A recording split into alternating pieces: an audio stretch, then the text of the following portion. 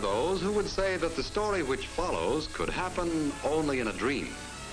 Regardless of where it could happen, this is the way it did happen. The story involves Bill Dudley, a mighty darn good wholesale bakery salesman, a character named Red, who actually is nothing more than a file clerk, and one named Whitey, who is similarly employed, so to speak. It all starts in this rather strange and out-of-this-world office, which keeps the sales records of every wholesale bakery salesman on Earth, or so the story goes. Whitey is entrusted with the records of good salesmen. Red, the other kind. Now, it seems that Red and Whitey never see eye to eye on matters. Naturally, this leads to many arguments. Our story opens in the midst of one of them. Must you beat on that confounded thing all the time? I am not beating. I'm playing. Well, whatever it is, it sounds awful. You're just peeved because another breadfruit salesman has been transferred from your record to mine. Bill Dudley. I'll get him back on my records again. He's my kind of a salesman, that boy. Down, down, down. Marvelous record. But what about this? Which, of course, is the reason he's now in my ledger. Strictly a temporary condition. Why, at the slightest excuse, he'll slip back into his old habit of taking life easy. The way a smart salesman should. You're talking through your horns again. Wouldn't want to make a little bet on that now, would you? Like what? Oh, say, a new set of asbestos points for my pitchfork against a new set of strings for that thing. On the level? Strictly on the level. Of course, if you're afraid, it might... I don't frighten easily. Go on. Well, now, suppose an attractive young lady were to ride the route with this Bill Dudley. Say she's a magazine writer and is after material for an article. Say she makes fun of the way he works. That's all it'd take to get him back into my way of selling again. You think so, huh? I'm willing to bet on it. So I gather. But how could we up here fix it so that a magazine writer down there... Oh, no. No, not me. Why not? The trip will do you good. Of course, I haven't been down there in a long time. Even on business. That's the way to talk. And perhaps, as a little added distraction from his work... yes. But perhaps something a little more... Or perhaps even... Oh, no, don't you dare. No magic and no miracles. It's against the rules. If I go, I'll go like this. How dull. All right. Is it a bet? All right, it's a bet. I'll put this Bill Dudley to the test.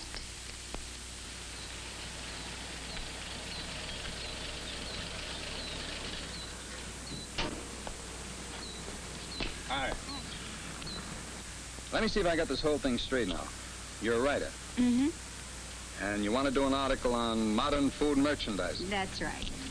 And the boss said it was okay for you to write with me today. Uh-huh. Well, it's okay with me then, but I'd sure have a tough time making my wife believe this one. Well, so would I. Come on.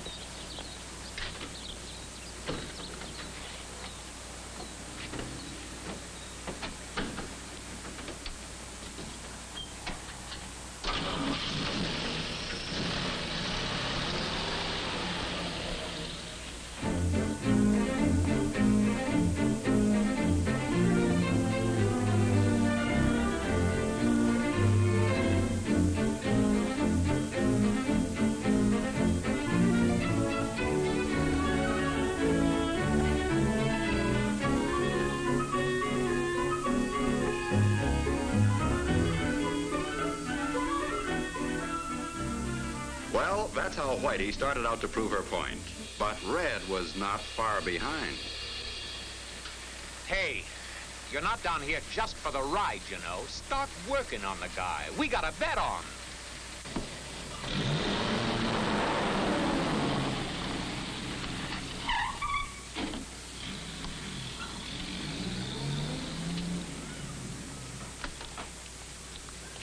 Say, you know, this seems to be an awfully dull job that you have. Oh? What gave you that idea? It wasn't my... I mean, well, after all, it is just a delivery man's job, isn't it? Young lady, take it from me. Any guy who thinks this is just a delivery job belongs in a coal truck, not a bread booth.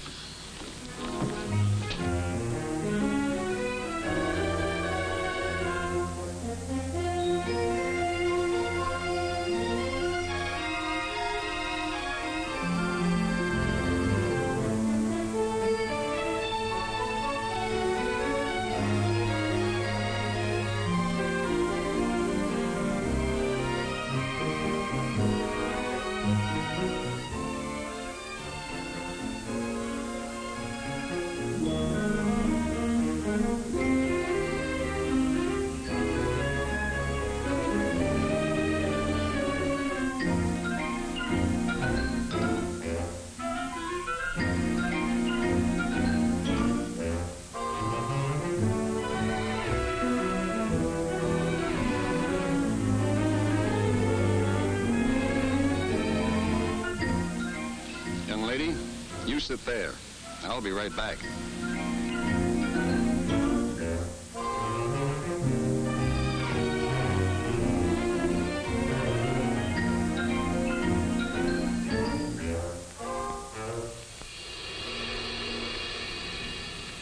Well?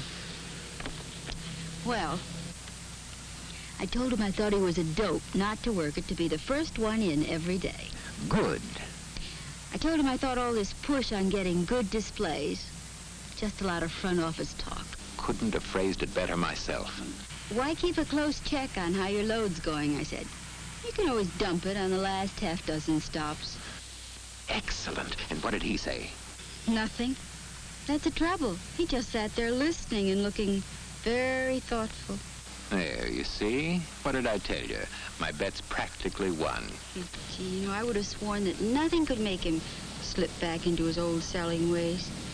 Uh-oh. Must be no on the force. Okay. You've talked. I've listened. Now it's my turn. I talk and you listen. First of all, take a look. A loaf of bread. An important food, a healthy food, and a basic food that can be served in more than 100 different ways. And give a look. Not just one kind of bread, but a whole variety. And not only bread, but a whole variety of all types of baked goods. Are you, by any chance, trying to say that you think this business of yours is important? That's exactly the way I feel about it. Uh-oh. There's something about that guy's tone of voice I don't like. But just because we're important in the food picture doesn't mean a guy can sit back and take it easy on this job. Why not? Well, because folks have to go to stores to buy my stuff. So? So, in these stores, there can be as many as 3,000 different food items that are just itching to latch on a part of their food money, including a few other brands of baked goods. So, it's one great big scramble. Up and down the aisles the shopper goes, and what she'll buy, nobody knows. For sure, that is. But every food item tries to make the grade by looking so doggone good she just can't resist buying. Appetite appeal, we call it. And how do you get it? That's just what I was going to ask you. Well, one way is to let the shopper see the actual product. Yes, sir, you can write this down in your notebook. For making the best impression, nothing beats seeing the actual product. Now, one way to get it is with modern packaging. But that's not all. Now, for best appetite appeal, you also have to have good displays.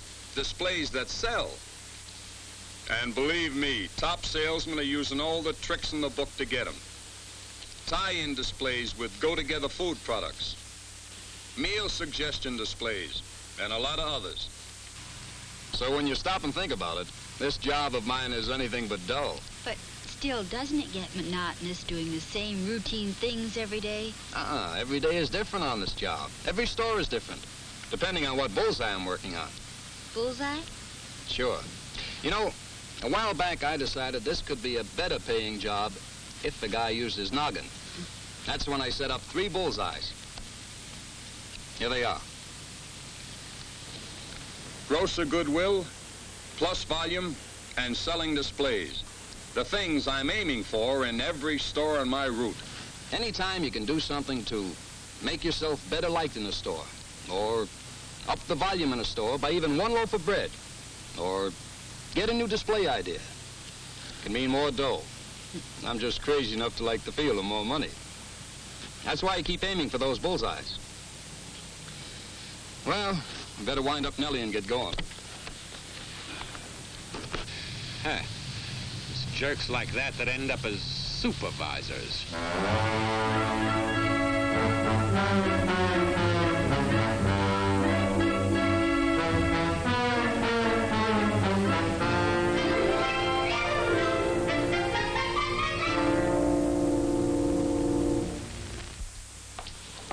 You know, when I first started on the route, I acted like it was nothing more than a delivery job. Take this grocer goodwill business. Know how I used to go after that? Why, I used to go into stores and slam doors and... Hiya, Duffy, old boy. How's the old miser today? Counting your gold again, huh?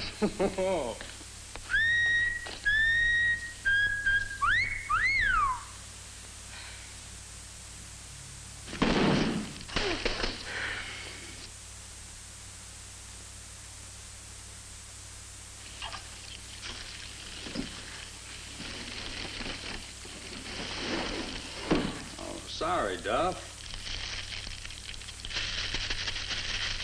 No harm done, huh? See you again, Duff. It must have been awful. Well, maybe it wasn't quite that bad. Anyway, today I go after a grocer's goodwill a little different. I'll show you.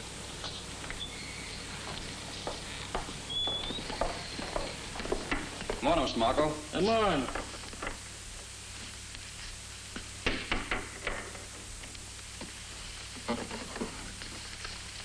How are you today? I'm a feel lousy. No, I'm sorry to hear that. Hey, something new. Say, these are pretty slick. You noticed that, eh? Sure did. Yeah, I bet your customers will go for them, too. With my customers, maybe yes and maybe no. We'll see. Go on, you know doggone well they will. Be right back. You see, I want every grocer on my route thinking, that Bill Dudley is okay. Never slams doors. Always seems friendly, always got a smile. Always interested in my store, treats my place with respect. Never slams his trays around or makes a nuisance of himself. I like to do business with salesmen like that. believe me, building up goodwill is important. Without it, you get nowhere in selling today. Look, why don't you stay here and rest a minute while I go in and check the sales? Don't run off now. Oh, I wouldn't think of it.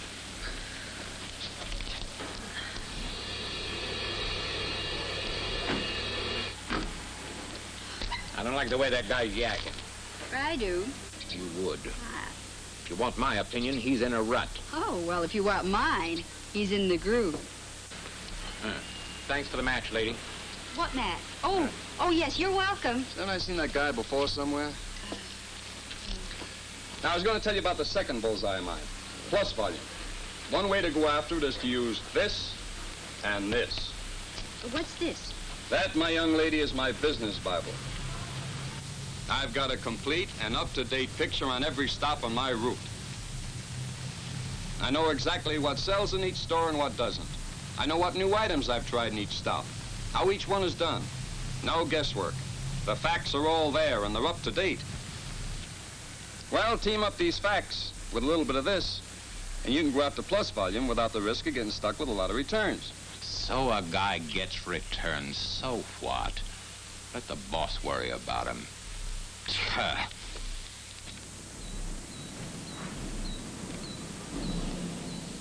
Here's something else a fella can do to get plus volume. Watch me in here.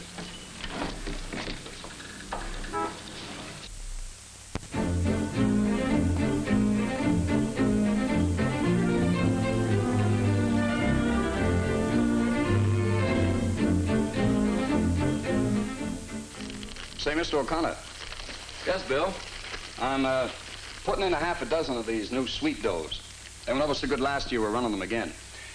Since it's a good profit item, I'm sure you want to keep an eye on them, see how they're going. Here's a sample. See for yourself how good they are. Oh, thanks, Bill.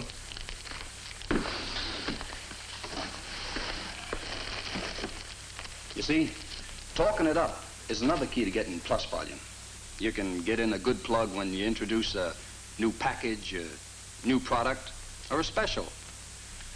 The more you talk it up, the better chance of getting him to push it.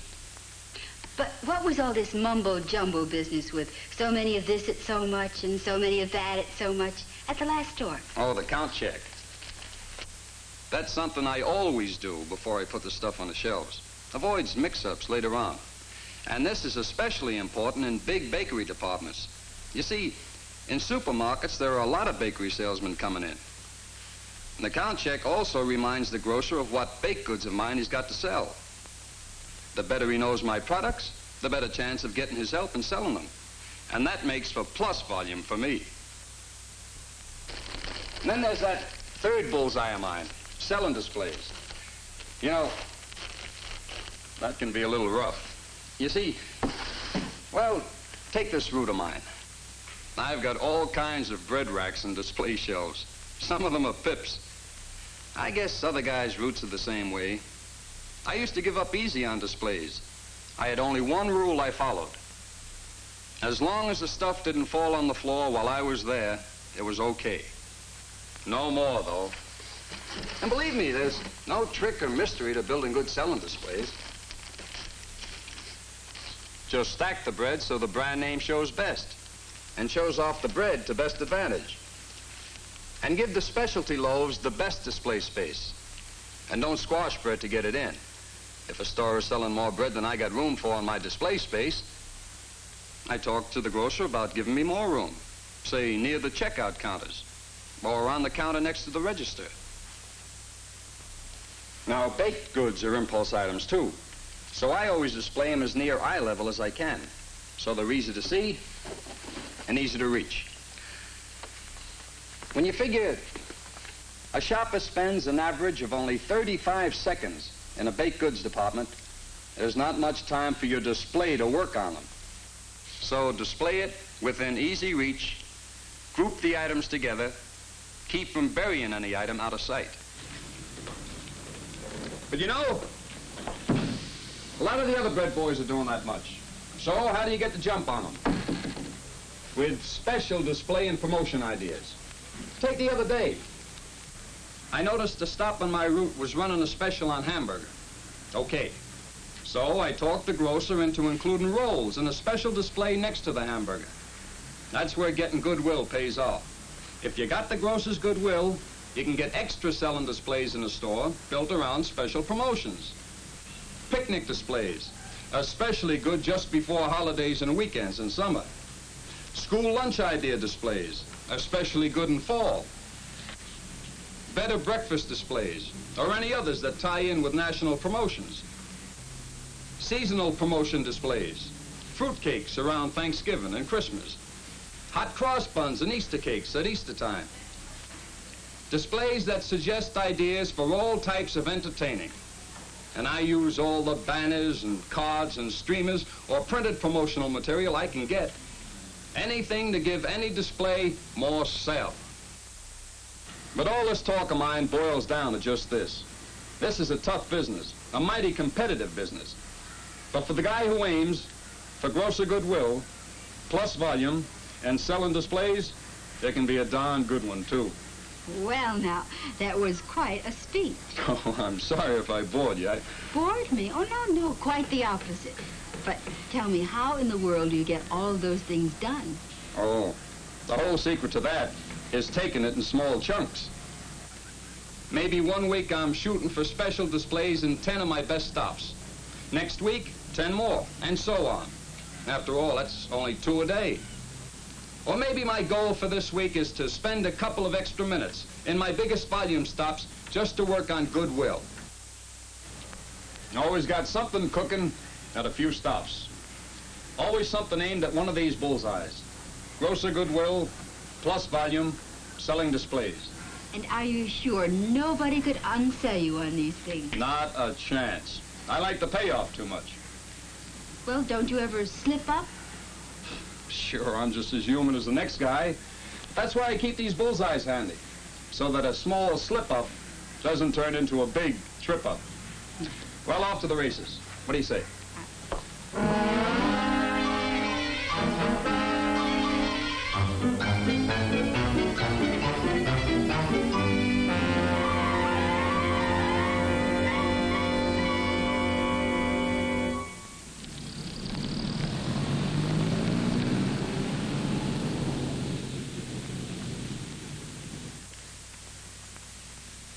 Grosser goodwill, plus volume, selling displays. Okay, so you won a bet. But Bill Dudley's just one guy. Oh, well, maybe I better drop down and see some of the other fellows on your list. Oh, no, you don't. After all, that was only a bet. But from now on, I'm gonna keep a pretty close watch on these guys. And so will I.